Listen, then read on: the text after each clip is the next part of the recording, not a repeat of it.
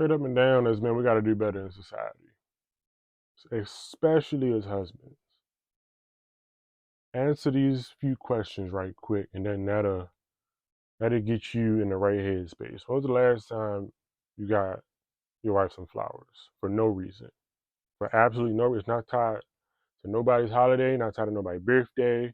It's like just it's a random Tuesday, and you thought in your brain, I'm going to actively show my wife that I was thinking about her and surprise her with some flowers. When was the last time you did that? And if she don't like flowers, when was the last time you surprised her with something that you knew that she would thoroughly enjoy and appreciate because it showed that you were actively deciding to think about her and show up in an unexpected way, displaying a token of your gratitude? When was the last time you did that? When was the last time you planned a date night from top to bottom where she didn't have to do a thing but show up? She didn't have to do a thing but enjoy herself. When was the last time that you did something nice for someone that she cared about?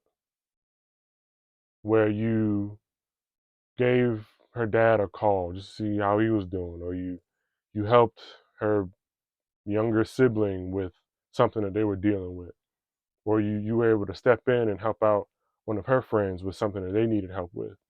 When was the last time you did something for someone else that your wife cares about?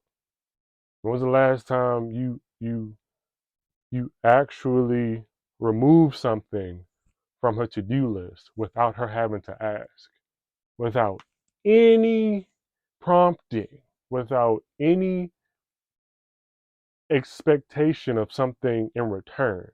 When was the last time you genuinely communicated honestly, vulnerably, and transparently to your wife about something that was going wrong within your own life?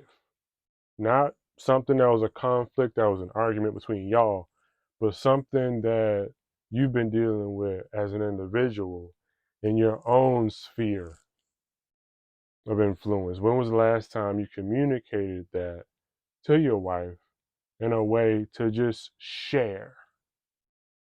Just share. Because we go through so much of life carrying a whole bunch of unspoken stories, narratives, unspoken news, unspoken words of wisdom, unspoken apologies. When was the last time you apologized to your wife for something that you did as a mistake, something that you didn't mean to do, something that you didn't realize caused her to be upset? When was the last time you wholeheartedly apologized? When was the last time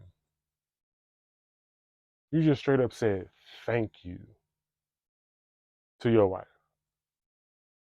Just unabated, unadulterated appreciation for your wife just existing. When was the last time you said thank you? When was the last time you said I love you? Unprompted, just out the blue, just I love you. When was the last time you did that? Please, please,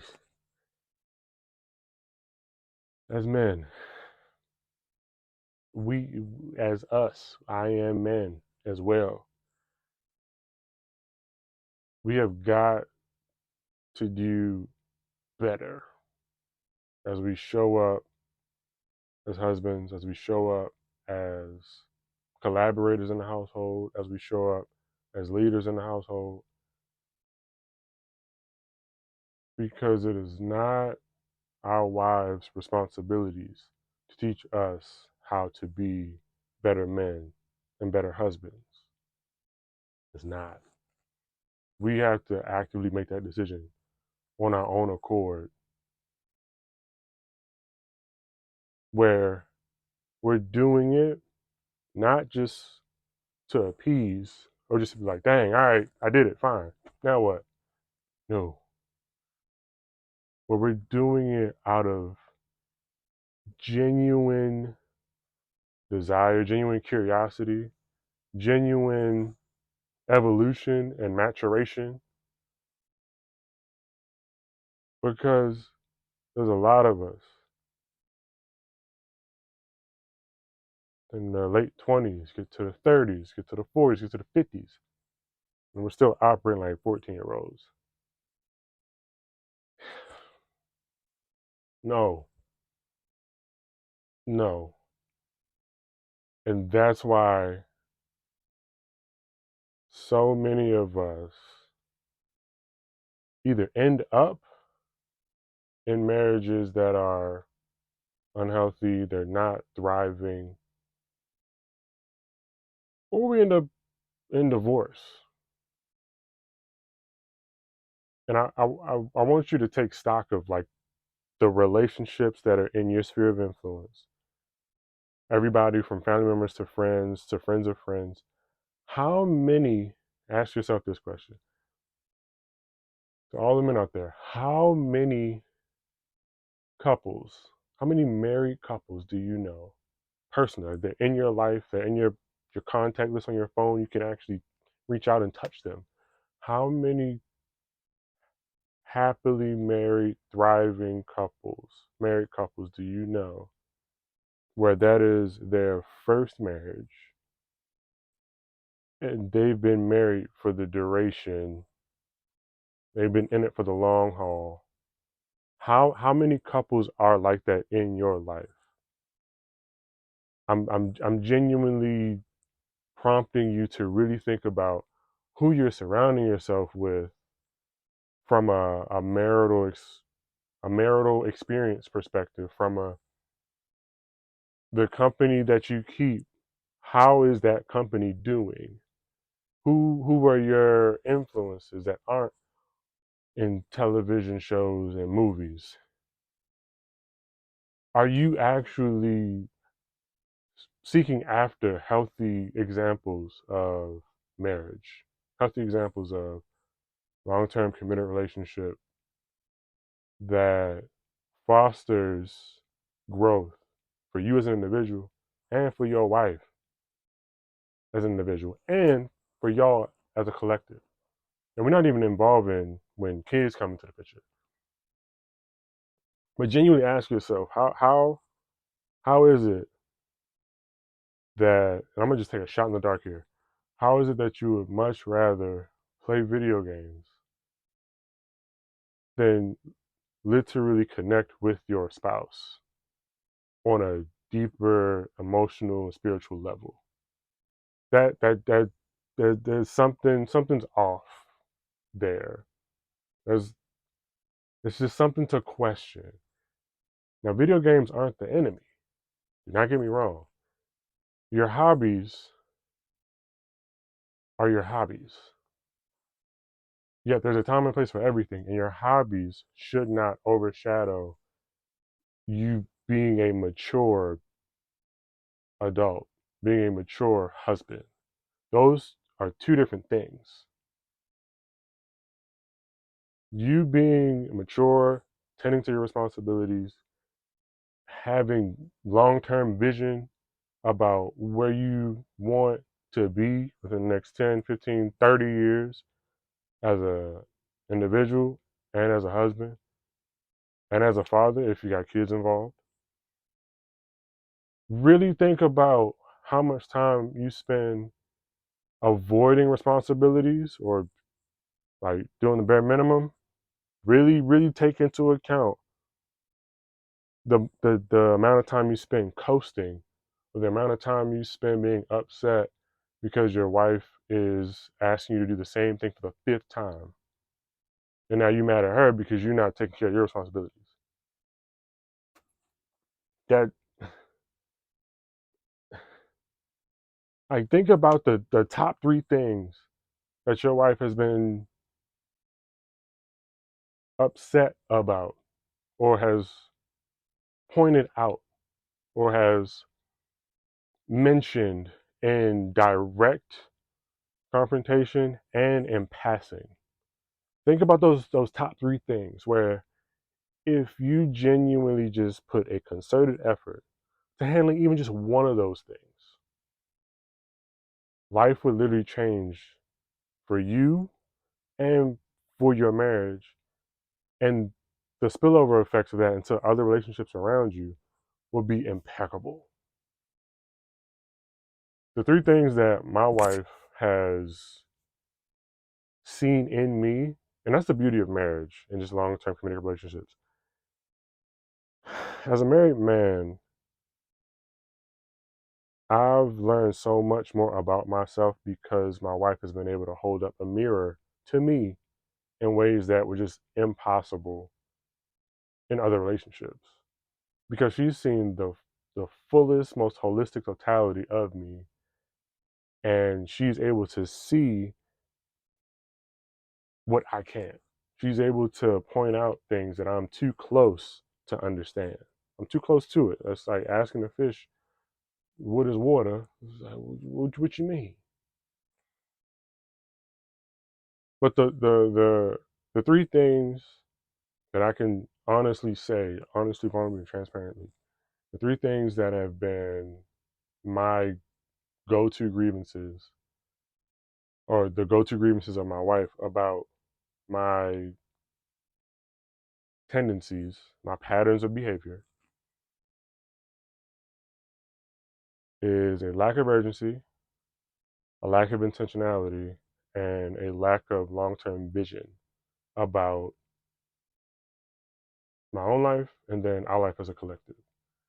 And this is stuff that she's pointed out, stuff that we discussed before marriage, but there's a magnifying glass put on it after saying I do.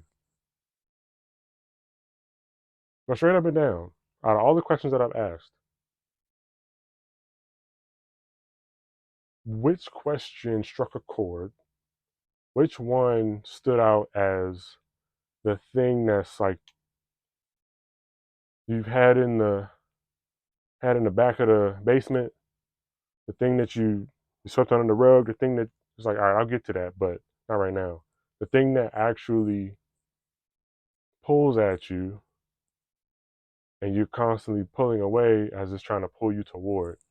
Like, it's the things that make your tummy rumble a little bit, make your heart beat a little faster. Like that's where you're supposed to go towards. That's what you're supposed to run towards. Video games, social media, uh, what drugs and alcohol, pornography, like that stuff. All that is just distractions from what you really should be focusing on. It's the things that you consistently avoid that is actually impeding your maturation. And it's really hard to say out loud. It's really hard to admit. But the first step is admitting the problem exists. And the subsequent steps come with actually solving the problem and then turning the problem into a testimony.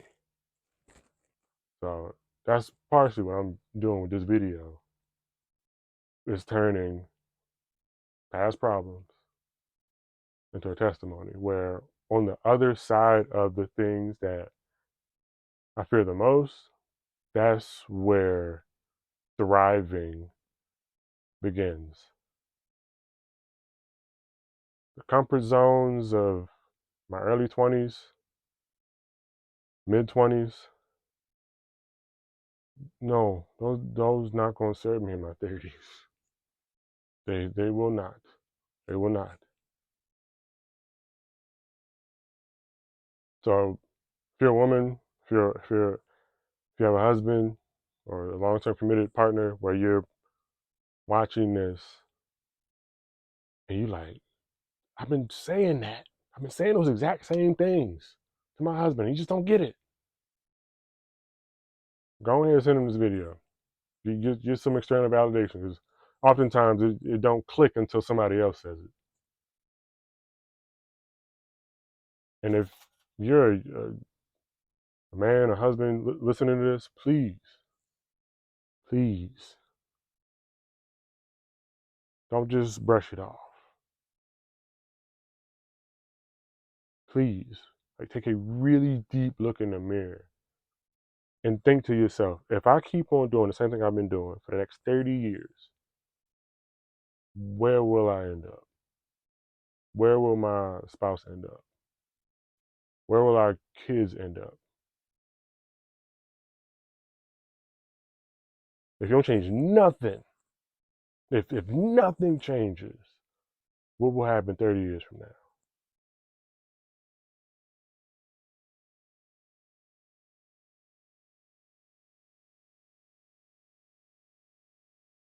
I'm just a messenger.